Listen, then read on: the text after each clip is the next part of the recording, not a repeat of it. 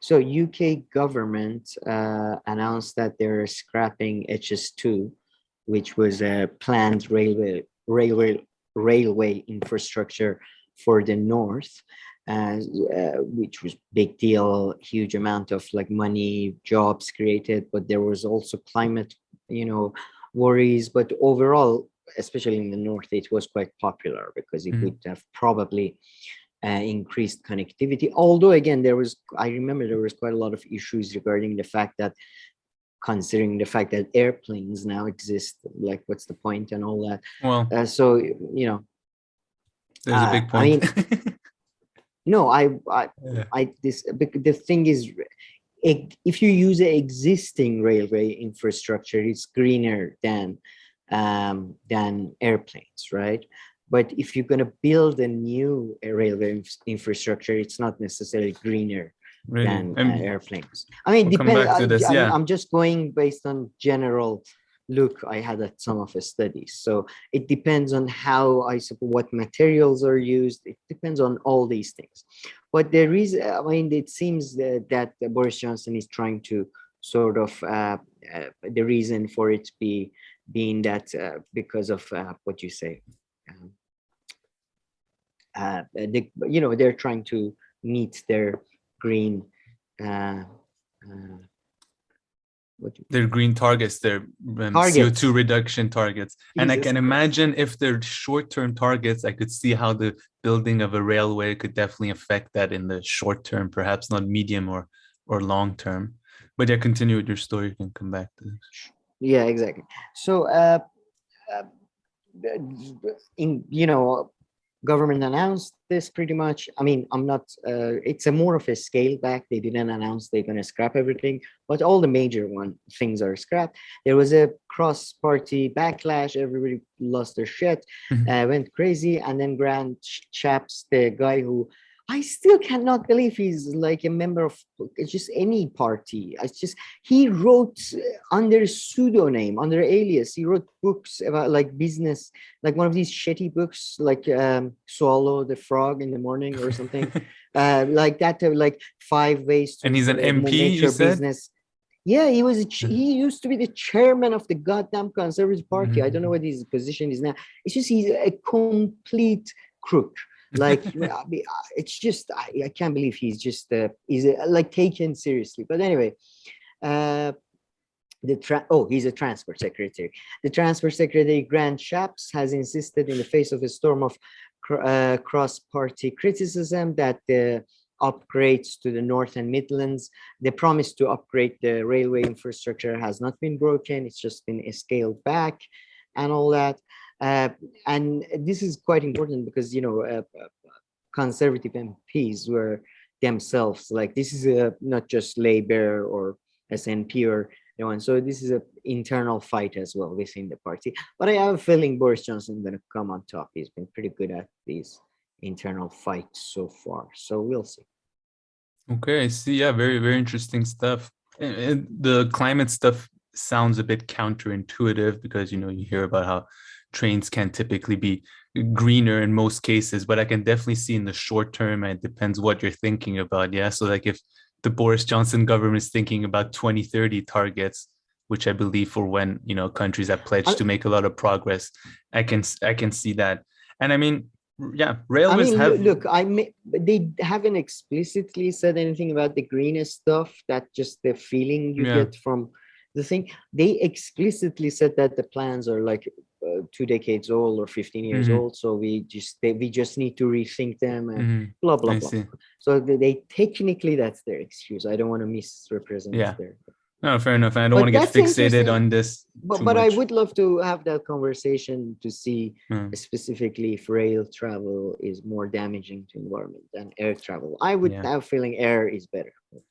Really? No, I would definitely feel like in terms of carbon emissions, a train ride, I would assume, and I haven't read anything recently. You hear a lot of climate scientists say that it emits much less, and it's not something hard to just direct impact that railway has on the physical immediate environment, just so much more than an airplane. True. I mean, it's different. I guess it's different, and like what I mean, impact again, it yeah, has. Yeah, depends I if don't have it's the like a numbers and stuff, so solar powered there. I can't even say anything. My only other point I was going to say is that trains are far more practical if you're going to take them every day, and depending on when you're going there, they're typically much more practical. I mean, you just have to go to a station nearby instead of going to the airport, so it can be much easier In in that sense, especially within a no, country. well, especially internally, I would say airplanes are much easier. You can go I to mean, an you have to go to airport the nearby and airport plus security, you get all that. The train you internal can, flight, domestic flights, there is not much security. You can usually show an ID like a driving license and pass through. I mean, you And still have then to go through security. If you have the bag, you have to check it in. Flights you can just, be delayed easily. I'm not saying it's hard. I'm saying compared I to a think train the no, no. station, you show up to a If train you station a minute or two before, and you can hop on your train and go, and they're much more yeah, frequently on time. At least from first my of all, experience. airplane is much faster. Yeah, Airplane, if and you're in, commuting, and I know people who commute to London through airplane, for example, makes much more sense I mean, to get depends that what infrastructure is in available. place. Yeah, Exactly. yeah. No, I No, mean, like, exactly. If you can yeah. walk, that's the I mean, best. for But instance, yeah. I mean, somewhere that it would take like a 40 or half an hour plane ride, it would take like a 3 hour almost train ride. I'm trying to think of one or two location I'm thinking, but then when you kind of put them all together with going to the airport, waiting for the airport, I'm just kind of thinking. and it's but like if you go longer, like you can go from, let's say, London to Glasgow or Edinburgh, I think in 2 hours, but with a train, partially because of the way it's built, like it would take 16 hours or something, like Yeah, no, it all depends. It all depends. Like, and you can go from like Switzerland to Paris, I know, in like 3 hour on a train, and a plane is like an hour and 20 minutes. So taking the plane would definitely take longer. Going to the airport is further, and going to all that. But yeah, it all depends. I'm getting Mm, so fixated on this. I don't want to, no, and I don't yeah, want to it's the bury. fun part. I don't want to Yeah. bury the story, which I guess it's a Oh yeah, big infrastructure bill. Big bill. It's a big infrastructure the plan that I guess is plan. being scratched out for now. Okay, interesting. All right. So yeah, besides that, on the short story front, I mean, hopefully we do a deeper dive on this, but Indian Prime Minister Narendra Modi repealed the farm laws after a year of protest. Basically, there were these three specific laws that were passed by his governments that were opposed by farmers who I think compromise more than 60% of the workforce in Wow. like 60% of workforce is uh, active in agricultural sector one way or another, and they've been doing it. It's been a crazy protest. They've been there for 1 year during crazy winter, crazy summer. They attacked Delhi once. They took over the Red Fortress, and then but it works, it seems. And then Yeah. at the like he finally gave in. I am interested to, I mean, he has called for their immediate return home, and he said that by the end of the month we will start the process of repealing it, but like in the next session of parliament we will start that thing. I wonder if he'll find a way Yeah. to sort of like the politicians always try to sort of like for example in the US, military spending is like you have this legislation that has nothing to do with military, but like they put that in there just Mhm. as a clause or something. Yeah. So I wonder if it will get actually legalized and they will be formally repealed or not. But what I found interesting though was that even the Guardian or a lot of so-called leftists who are not big fans of Narendra Modi because he's a bit of a nationalist, sort of a Trumpy kind of guy, they seem to like, they kept saying, yeah, these laws were put in motion to modernize Indian Mhm. agriculture sector, and they were this sector is riddled with debt and inefficiency and blah blah blah, and the farmers were complaining that it's just the corporations are going to take over. It I don't know, I don't think they took one side or the other strongly, but it seemed like they were somewhat positive even in their description of the farm laws. A lot of outlets. So of But Modi's anyway, pretty they got, much position. yeah, I mean, I would No. think probably because liberals, and that's what I saw from the way the print in India covered it. I think they are for reforms in the agriculture sector, but not these specific reforms that Modi put forward, or at Mhm. least not uh, for one of the three. Yeah, no, but the scale of protest, like you said, That was crazy. seems to have been huge. I believe this is the same one where they were also occupying highways and stuff last year, or Yeah, probably still. barricades, Yeah. all that. And I was watching Al Jazeera a bit. That's where I saw it. They didn't seem too sympathetic towards the Modi side. I would say they were just interviewing some of the protesters, and many of them were saying, "But yeah, even though Modi's saying go home and all that, we're not going to go home until the law is actually repealed." Yeah, It's like you were saying, but yeah, I mean, it seems like I think I'm going to look into this a bit more, and maybe we can do a slightly longer video next week on it too, because it just happened. And I mean, I don't think it's a story that's finished, as you mentioned. It still has to go now to the actual legislative side. sure. And But it's yeah, a bad example of it's bad for my theory that the strikes don't work. So I'm I sure was you gonna want to pull do a that deep out, dive but no, I'm keeping it right here for for now. the deep dive. Okay. No, the deep dive won't be on that. Trust me. Half of the deep dive is going to be a personal attack. This is a DM I got from Sam the day before the Delhi strikes. Strikes don't work. This is, No.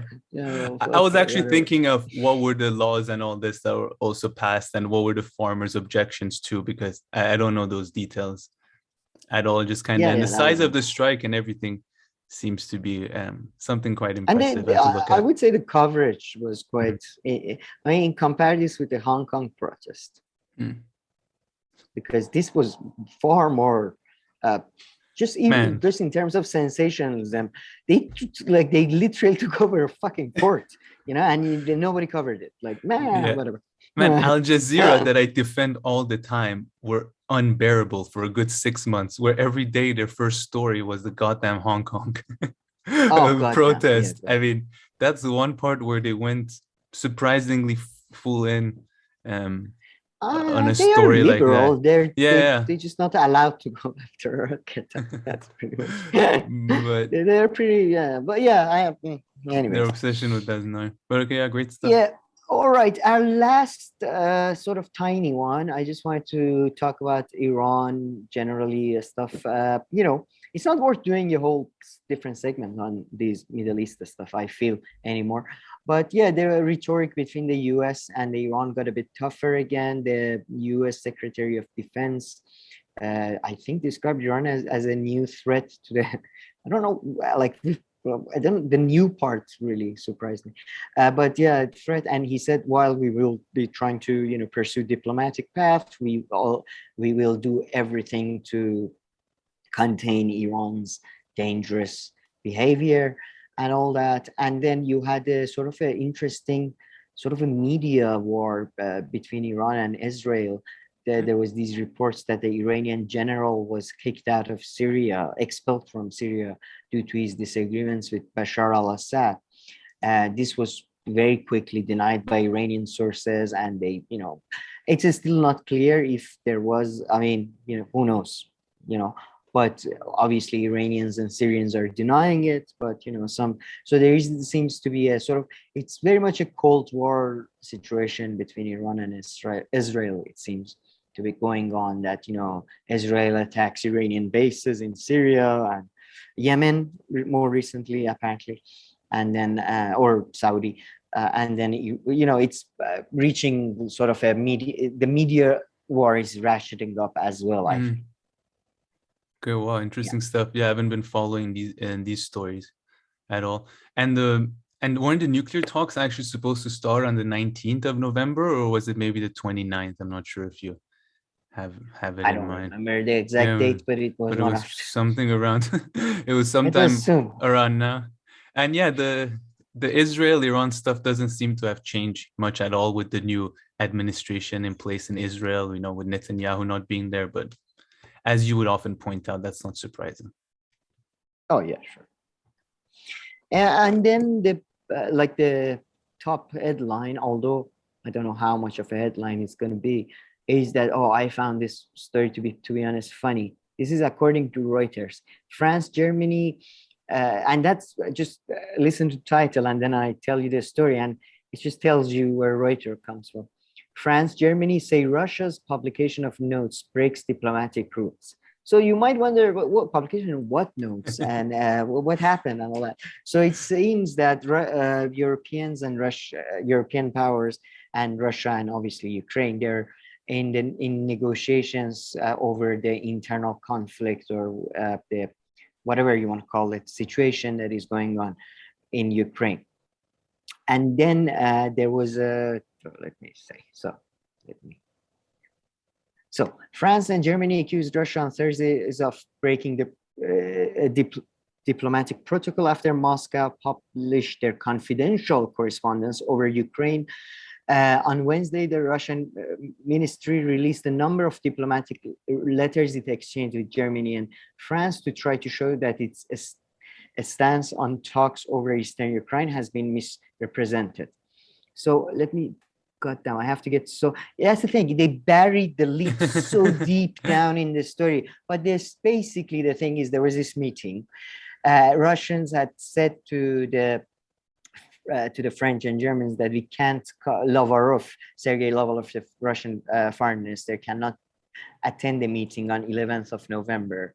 And then Germany and France and others have sort of publicized and said this is a sign that shows that once again Russia is refusing to come to the table, and they're such bad guys and all that. And then Russians released 28 pages of private correspondence showing that they way before yeah, we are busy that day, sorry I can't come to your party, man, I have my mom, it's a birthday and stuff, I have to go. So they had good excuses, it seems. Yeah. But and they did they had offered the framework that Russian had said, this is our framework for this is what we are thinking about the resolution of the Ukrainian conflict. And then France and Germany in their private correspondence say that, well, this is not something we at all agree with. But then Reuters reports it as if this crime committed by Russian authorities of publishing. It's kind of like the Russians when they sort of did the Glenn tactic. Yeah, that's what I was thinking. Greenwald maneuver of just releasing all the DMs. And, really, so let me, I think I found Paris earlier accused Russia of refusing to accept a ministerial meeting with France, Ukraine, and Germany to discuss the pro-Russian separatist insurgency in eastern Ukraine, and denied that it had failed to respond to proposals made by Moscow. In a rare response, Russia published 28 pages of diplomatic documents showing it had said in advance that Lavrov could not take part in the proposed November 11th meeting. I believe the exact excuse was his mom's birthday, but don't quote me on that.